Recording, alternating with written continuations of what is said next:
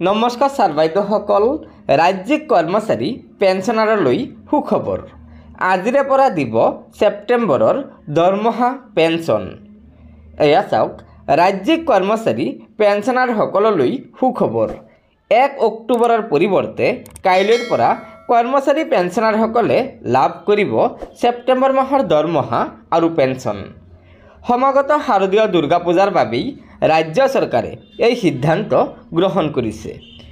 সামাজিক মাধ্যমযোগে এই বিষয়ে সদৰি কৰি মুখ্যমন্ত্ৰী ডক্টৰ হিমন্ত বিশ্ব শৰ্মাই আজি কয় যে শাৰদীয় দুৰ্গা পূজাৰ প্ৰতি লক্ষ্য ৰাখি ৰাজ্যিক কৰ্মচাৰী আৰু পেঞ্চনাৰসকলৰ 2025 চনৰ ছেপ্টেম্বৰ মাহৰ দৰমহা আৰু পেঞ্চন আগতীয়াকৈ মুকলি কৰাৰ সিদ্ধান্ত লৈছে।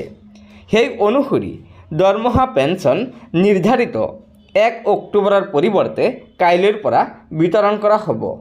কুহাগাৰে কাইলৈৰ পৰা দৰমহাৰ বিল লাভ কৰাৰ আৰম্ভ কৰিব।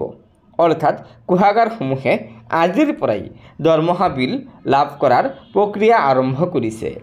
আনহাতে ইতিমধ্যে অৰ্থাৎ আজিৰ দিনটোৰ ভিতৰতে ৰাজ্যৰ বৃহৎ সংখ্যক চৰকাৰী কৰ্মচাৰীয়ে বিত্ত বিভাগৰ নিৰ্দেশনা অনুযায়ী ছেপ্টেম্বৰ মাহৰ দৰমহা লাভ কৰিবলৈ সক্ষম হৈছে।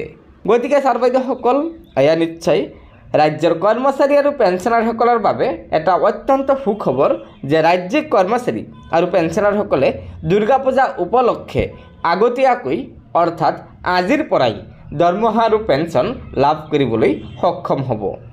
গতিকে লগৰ বন্ধুবৰ্গক ভিডিঅ'টো শ্বেয়াৰ কৰি আজিৰ এই সুখবৰটো জনাই দিব আৰু নতুনকৈ অহা ছাৰ বাইদেউসকলে অনুগ্ৰহ কৰি আমাৰ এই চেনেলটো ছাবস্ক্ৰাইব কৰি ল'ব। ধন্যবাদ। জয় আই অসম।